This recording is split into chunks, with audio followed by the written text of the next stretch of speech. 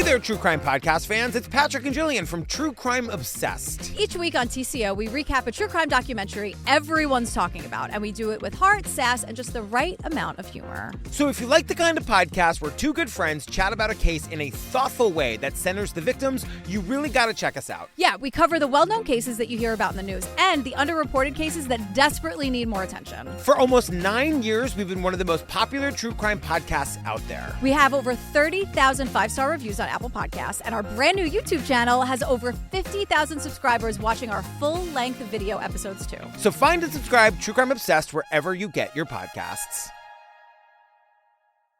What Came Next is intended for mature audiences only. Episodes discuss topics that can be triggering, such as emotional, physical, and sexual violence, animal abuse, suicide, and murder. I am not a therapist, nor am I a doctor. If you're in need of support, please visit somethingwaswrong.com/resources for a list of nonprofit organizations that can help. Opinions expressed by my guests on the show are their own and do not necessarily represent the views of myself or Broken Cycle Media. Resources and source material are linked in the episode notes. Thank you so much for listening.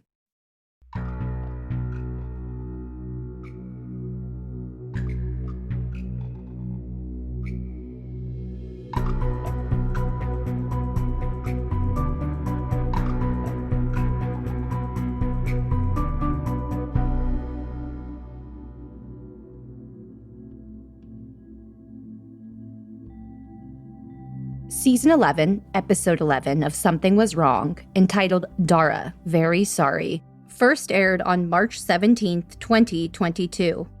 The episode poignantly shared Dara's account of a horrific sexual assault she experienced while on her spring break senior trip.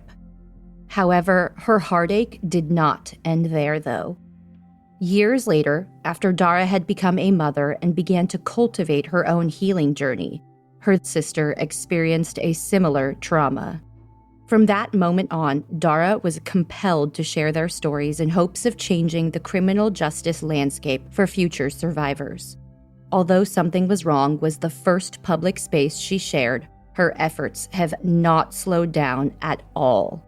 The Broken Cycle Media team is incredibly grateful for Dara's time, energy, legislative efforts, and for sharing with our audience all that's come next in her battle to change the statute of limitations for Indiana survivors of sexual assault.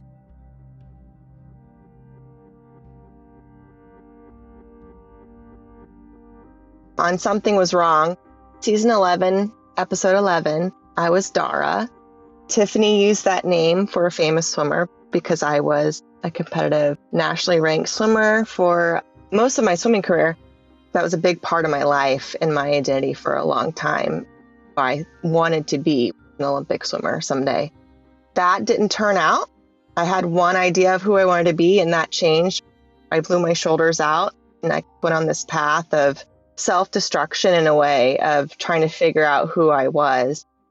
I was sexually assaulted by a group of my peers, people that I grew up with, that I knew for a long time. That shook me to the core and really broke me down. When it happened to me at 18 years old, I kind of thought that no one cared. When I came home and shared what happened to me with a dear friend of ours, he went to my parents and told them because I couldn't utter the words. I remember when I came home, my dad went right to me and put his arms around me and said, "I love you, I love you, I love you," over and over. And that's the thing that sticks in my head. We tried to prosecute. It didn't work out. And I felt like it was brushed under the rug. We didn't talk about it. I wasn't able to talk about it with my brothers. And I just felt alone. I went one way and became a very destructive person. That was the path that I led. A lot of drinking and doing things that weren't productive to me. I didn't have people rallying behind me at that point, but there were people along the way that really spoke to me. An example would be this young lady. She was my tutor. I'd be out at a party and she'd call me like, "I'm just checking on you. Are you doing okay?" And I'm like, "I'm trying to have fun. I don't want to deal with what you're talking about." And she's like, just want you to know that God loves you and I love you. I'm here for you. So it's just little things along the way. It's that one person here or that one person here. It wasn't a flood of people that were like, this happened to you. We're here for you. It was a lot of dark moments along the way. And then there was a little light.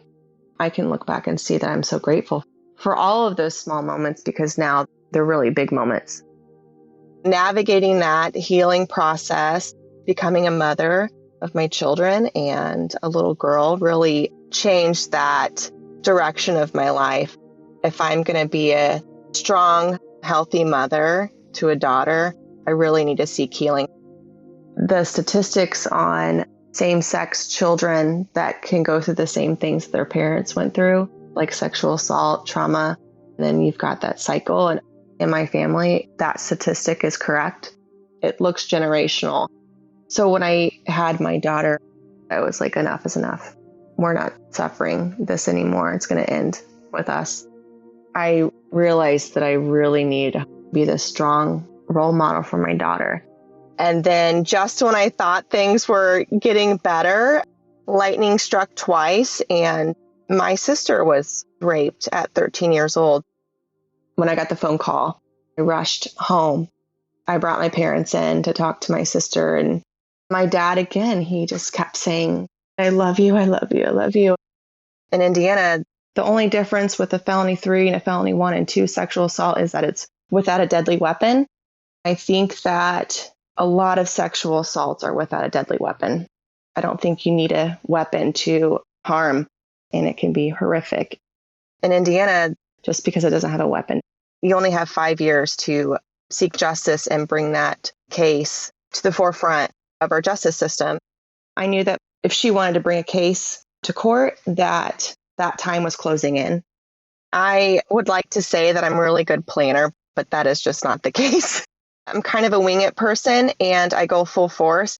Sometimes that really benefits me and sometimes it doesn't. I have to regroup and then reorganize myself and plan. But we were like, let's change this law. For so many men and women out there, I wanted to make sure that they had a voice when they were ready. So we started to go to work. I shared my story on Something Was Wrong. I think it's absolutely healing. It's terrifying. But what was worse for me is if I didn't do it. I knew the ramifications if I didn't do it. I knew that I wouldn't be advocating for my sister or for other people. I honed in on the goal. So the podcast was a great way to start. I think it's an intimate way to share. You have that person on the other line ready to be there with you in that moment and share that space with you. I just cut out the noise in my head of how scared I was. I don't know if that's from being a swimmer. Before your race, you feel like you're going to throw up and you have butterflies. You can call it adrenaline. It's nerve-wracking. But the minute you get out there and dive off the block, it's gone. I felt kind of the same thing. My nerves were there, but once you start talking, it does get better and it goes away. And then I was grateful that I did it. And then once I clicked share and posted it, I was like, here goes nothing. Now everyone's going to know. That was a little nerve-wracking because I think in the back of my head, I was like, what are people going to think? What's the talk from my class going to be like? What are they going to say about me? Of course, all of those thoughts go in your head. I just tried to not think about that. And I tried to keep my head down and focus on what the goal was. Our episode aired. We did some interviews with media. We did our petition. I reached out to a local mayor. I said, I would love some advice. Can we meet? I had all these statistics, all these numbers showing her why this is important, that Indiana's a top 4 in the country for highest rates of sexual assault among high schoolers. She said, they're not responding to you because it's just you. And I was like, okay, what do I need to do? I had this paper that was from Indiana Coalition of Sexual Assault and Human Trafficking. And she's like, you need this group. They should be able to lobby. You need to talk to them.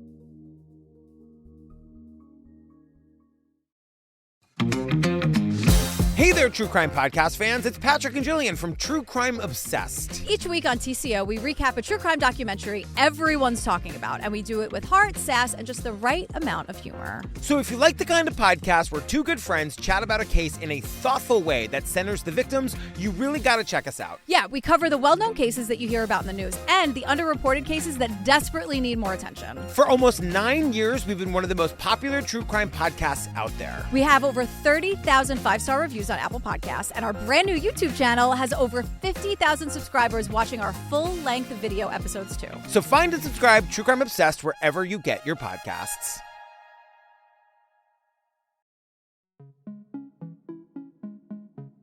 A local mayor, she got on the phone, got me the director. I got connected with her and met with her.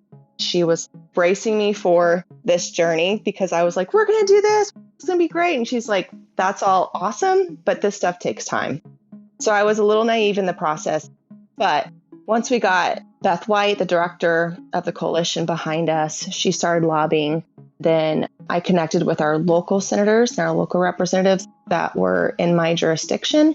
I think they were a little weary at first, but as soon as I gave them all the information, we started running with that, and it just seems like we started getting more and more momentum. I was really proud of it because our senator worked really hard with it. First, he called me and he said, "Are you sitting down?" And I was like, "Do I need to?" The first step is where they go behind their committee and they talk about bills. He introduced our bill, Senate Bill 151. We originally had on the bill sexual assault felony 3.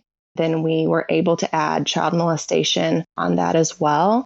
I think there's 14 states that either don't have a statute of limitation for sexual assault felony 3 and child molestation, or it's an extended period, like it's 30 years or something. And they accepted it. They said, okay, we'll put it in a committee.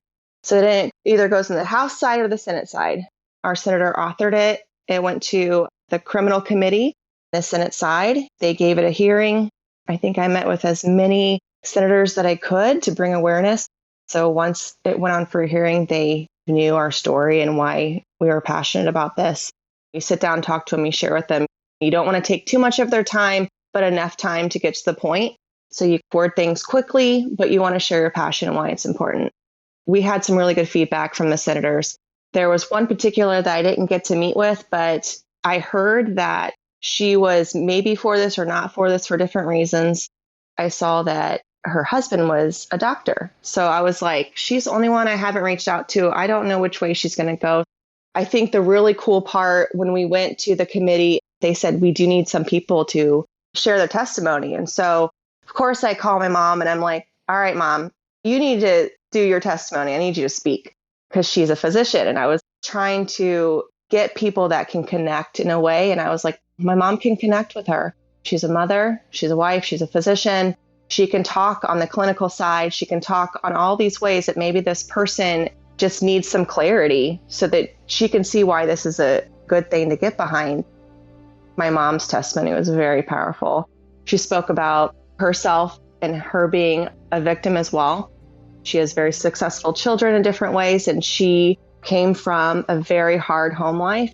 She became a physician, and she said sometimes the cards we were dealt aren't great, but what you do with them can be impactful. We went through that, and it was such an amazing experience to share our testimony, have people listening. My mom spoke. I stood up there and spoke. My children went to the hearing. I didn't share all the details because they came. I just told them we're fighting for people, for their voice, and it's the right thing to do. If they want more details as they get older, that's fine. But at this age, they just need to know what happened and why we're doing what we're doing. I just try to encourage them to have that open door. I'm there for them and that they can talk to me. My dad was there too, and my dad was there crying. As an adult now, after all of this has happened, we're on this side of things, working on change, and I feel like it's easier to talk about it. Their heart was broken having 2 daughters go through this. I believe that they're very proud of us and that they would do anything for us. It's nice to have that communication and that support. I got my sister's permission to share her story. She was there at the hearing, sitting right behind me. So she's part of this journey through the whole thing, and she's very supportive. I know at times I check in with her. I'm like, how are you doing? I know I'm pushing full force, but I do have to remember that there are feelings that come in waves sometimes. And so we're all on different paths and different journeys in our timelines. I'm so proud of her. She's an amazing young lady. So I just check in with her from time to time and I'm like, how are you doing? How's this making you feel? And she's like, I'm doing well. This is kind of a lot, but I'm doing well. We've talked about things and I share about the bill. Different updates come up. She said something about my superhero sister. So obviously that's going to make me cry. Her saying that really meant a lot to me. Hopefully this will encourage her in different aspects of her life when to stand up and fight. We had a gentleman that talked about his assault from his sister, and that was very powerful. We had some prosecutors speak on our behalf, and we had the director of Indiana Sexual Assault Coalition. She stood up and spoke. When I go back and look at that video, she stood up behind me. I didn't even know she was there, but she was touching my back and she never left my side. We made shirts that said, "Here am I, send me." It comes from a Bible verse, Isaiah 6:8, and it says, "Then I heard the voice of the Lord saying, 'Whom shall I send? And who will go for us?' And I said, 'Here am I, send me.'" So we all wore shirts that represented that, really just voicing for survivors that we are standing up for them, and hopefully they will come forward in the future. But it went through the committee unanimously. Everyone voted yes to send it through. I think it was after the first committee hearing. We were just so excited, and we have been reaching out to different people just to get some traction and show what we're doing on this issue. And so a group of us went to a really nice restaurant, had a bar in there. We got our pictures with the owners. You go up to the bar and you start talking to different people, and of course we're sharing it. People are coming up to us and they're like, "I'm an attorney," or "I've been in the Senate for a long time. I love what you're doing," because they're just overhearing. And we were just really excited about it. And of course, everyone at the bar is signing the petition. And there's a gentleman that walks behind me. From what my mom said, he stood there for a little bit and then walks around and sits at the bar. And I didn't even notice any of this. But then all of a sudden I look up across the bar and I see this man, and I knew who he was exactly. It was one of the people that were involved in my assault. He was the one that recorded it. He didn't do what the other people did, but he recorded the whole thing. I've run into him a couple of times, but this was really crazy. We're here sharing what we're trying to do about this assault that happened and bring awareness, and the person that helped make that happen was sitting right in front of me. So I just felt at that moment to walk over there. My mom was like, "What are you going to do?" And I said, "I think I'm going to go over there and talk to him." And so I walked around and I patted him on the shoulder. He turned around and he knew who I was. I had my shirt on. I wanted him to see what we were doing. And so I just shared that we are working on this bill. It just passed through the committee today. We're sharing our petition. I look forward to changing the statute of limitations for sexual assault. And I was able to look at him in the face and share that. And that was powerful to me. And he said, "I know, I've been watching. I'm sorry about your sister." As crazy as this sounds, I was respectful. I didn't want to come at him in an attacking way because we are around a lot of people and we're bringing traction and awareness to this very important issue. I didn't want my emotions to distract from what we're doing. If I were to freak out in that moment and cause a scene, even if it was right for me to do that, that could also be a way for someone else to shed bad light on what we're doing. And I didn't want to distract from that. I do believe in justice and doing the right thing.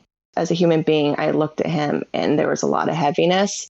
Whether that's on what he did or not, I have no idea. But my heart kind of wept for him. I didn't know what to do with that. But I'm glad that he sees what we're doing because I deserve justice too. I don't know how that was orchestrated or how that all aligned, but I don't necessarily think that was a coincidence in a way for my healing. It gave me a little bit of confidence to keep moving forward and believe in what we're doing. It gave me some closure, but to also know that you can be a human being and also seek justice for yourself. I think that that freed me from all of the anger and pain that I was holding on to because I can't go to them and say, I need you to say you're sorry and mean it. I may never get that. I just was grateful that I was able to confront him. That to me was powerful. It did push me a little bit to keep moving forward and fighting for other people.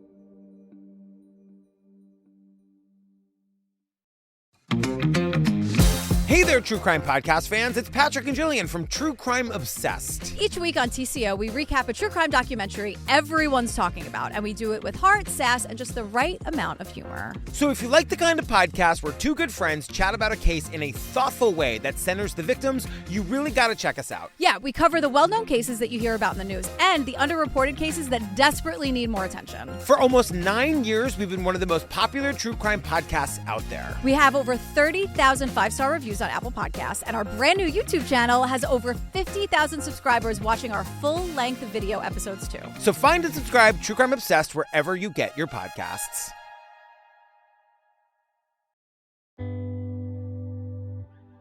So that passed through the committee unanimously. Then it went to the full Senate floor. That was amazing to be a part of. We had a lot of senators stand up and fight for us and for this cause. We had one senator particularly that stood up and said he had been fighting his whole career for this, and it was an honor for him to stand up. We had 35 plus authors in the bill, passed unanimously on the Senate floor. That was awesome to see. When this happened to me, I felt like nobody was listening to me. Nobody wanted to hear what happened.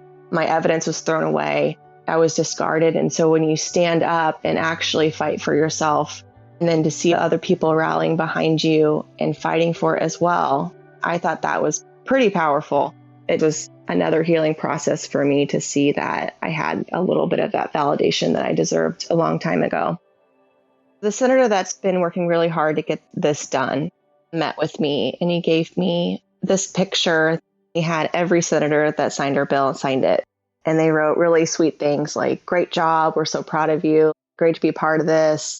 That was really sweet that he took the time to do that and recognize our efforts.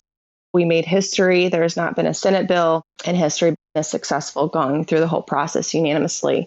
That definitely skyrocketed us into sharing our story on different news stations. We had some people really excited about that and wanted to hear more about it. Going on Fox 59 News was really cool. The experience was fun to be in the green room and then walk through. That was the fun thing to be behind the scenes. They put your microphone on, and then when she said, "We're going to go live," I was like, oh my gosh, it's nerve wracking, but then they're there to help you. You know what they're going to ask, and then you just share your heart. I think that's been my thing the whole time, is just sharing my heart and my love and compassion for others that have been through this situation. Once I started talking, the nerves went away. So now I want to go talk as much as possible, because if that's the avenue to get to our goal, then it's an absolute honor to do it. The bill passed unanimously on the Senate floor. Then it would follow to the House side and go through that process again on the House side. It did stop. It did not get a hearing in the criminal committee on the House side. That was really upsetting. We reached out to different people on the House side to meet with them.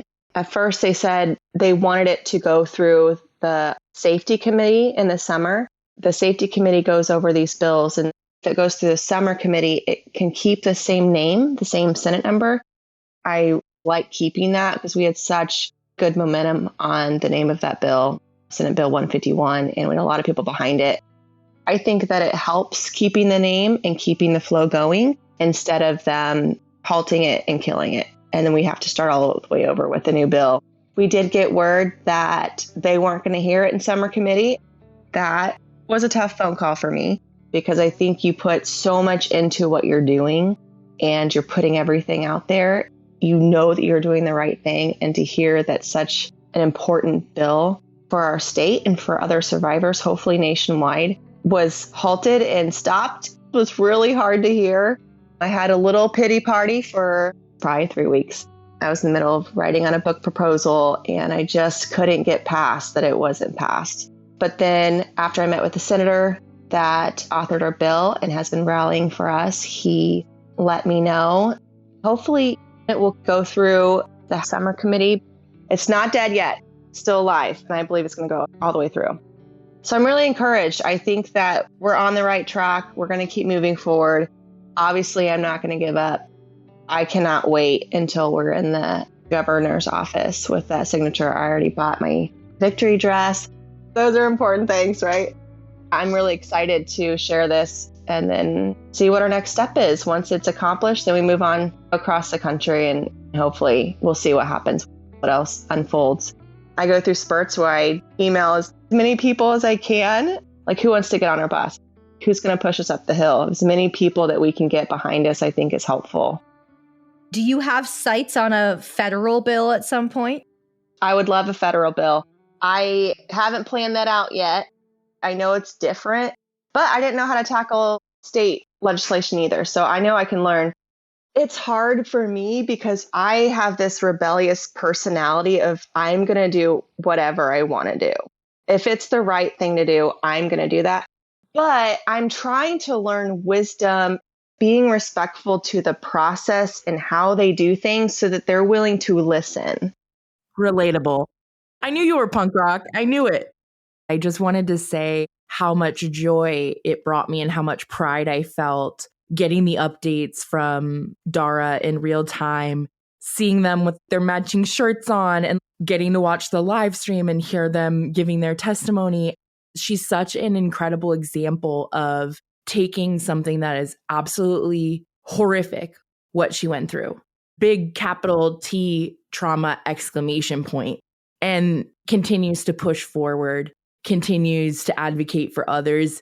When you watch these hearings and things, you can see lawmakers' faces changing and hearts softening and people coming around. A lot of times people feel like they can't make a difference. They can't make an impact of this kind. Dara has channeled that into this. So many survivors that I meet who have been able to reconstruct their trauma, almost reconfigure it into passion and purpose and helping other people. It is a part of the healing for me, doing the work and getting to see you do that. It's inspiring to me. It made me want to get more involved legislatively. It makes me want to reach out to my senators more. I was so inspired seeing you reading your statements and seeing you guys on the live stream.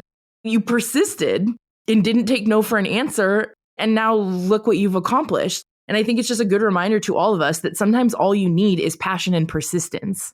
I definitely agree with that. I was listening to a survivor. She had something happen to her that was different than what happened to us. She said, when people have passion and a purpose, they can survive anything.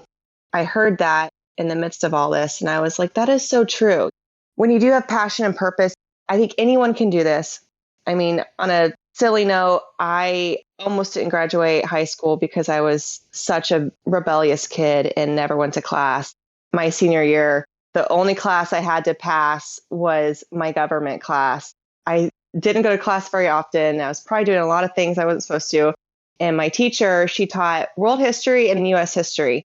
I was like, I'm going to get this test done and I'll get a D and I'll graduate. I grabbed the final, got it done. And I was like, Bay of Pigs. I don't remember hearing that. I was like, well, I didn't go to school very much. So I gave it to her and she goes, you took the wrong final. You took the US history final. You're in world history. So, I mean, if I can do this, anyone can do this. I think it's just when you meet with your representatives, ask questions. I think I've learned a lot that when a door closes, you find another door and you find another door. You keep advocating. We are really working hard and pushing to let survivors know that we are fighting for them. When I get phone calls or text messages, people reaching out that this happened to them, it almost haunts me at night.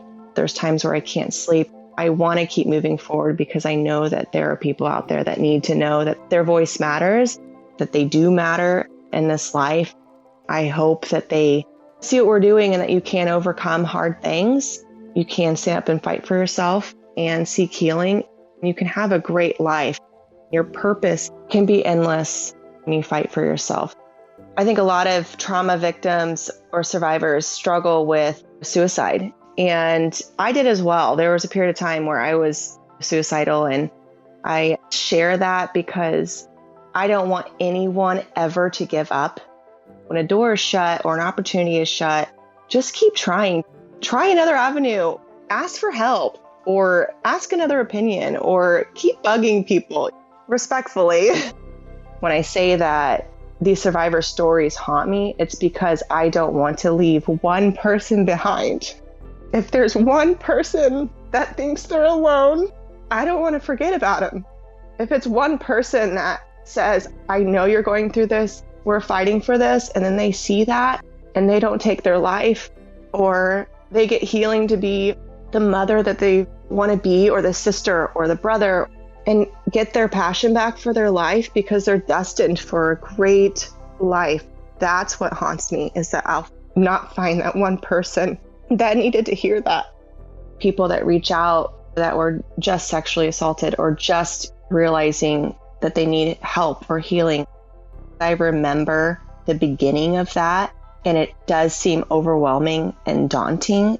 If you've been assaulted or this has happened to you or happened to a loved one, find that one person that you can tell. That's your 1 o'clock in the morning person. If you don't have that, reach out to someone, tell someone, your local authorities. I know online there's a lot of resources. I would look at your nearby sexual assault crisis centers or resources. I think it's getting to a place where you just take one step. It could be getting up that morning and brushing your teeth. And then the next day, I'm going to make myself get up, brush my teeth, and throw in a load of laundry. And then those small things, over time, you start seeing that you can accomplish them. Because if you look at the big picture and go, I have to put my testimony in, I have to reach out to prosecutors, I have to do this, I have to do that, it's overwhelming. If we look at it like this big monster that we have to accomplish and we try to do it all in one day, you're going to be like, I can't do that. So don't do that to yourself. That's probably my best advice, is this stuff takes time. So I would say baby steps on what you can do in that moment. I just want healing for people. So powerful. You're strong for what you survive and brave for being able to tell it. I don't think you'll ever even be capable to know the full extent of the positive impact that you have made. Thank you so much for being willing to do this. Thank you so much. I thank you for your time, your energy, your legislative efforts. You're just a force to be reckoned with. I'm so glad the world has you in it. You are a gift to the universe. I can't wait to have you back on when it's past. We'll have a celebratory episode. I love that. You have both been amazing. I'm so grateful that I can call you friend, and I'm inspired by you guys every day. So I really appreciate everything that you guys are doing. Thank you so much for listening to today's episode. Next on What Came Next. The prosecuting attorney asks me my name and what I had done the weekend before, and I was really excited to say I had just graduated from college. That was a big deal because I almost didn't make it. They get to that point in the trial when they say, is the person who attacked you in the courtroom today? I look at him and I start breaking out in a cold sweat. I know that I'm about to faint. And I think everybody in the courtroom realized it too. To hear Holly Dunn's eye-opening What Came Next episode entitled As Long as I Have My Voice, and to hear from many more incredible survivors, including other Something Was Wrong former guests, please visit What Came Next on your preferred podcasting platform, and don't forget to subscribe. The Broken Cycle Media team has currently curated over 80 compelling interviews, with many more to come. What Came Next is a Broken Cycle Media production, co-produced by Amy B. Chesler and Tiffany Reese. If you'd like to help support What Came Next, you can leave us a positive review, support our sponsors, or follow Broken Cycle Media on Instagram at Broken Cycle Media. Check out the episode notes for sources, resources, and to follow our guests. Thank you again for listening.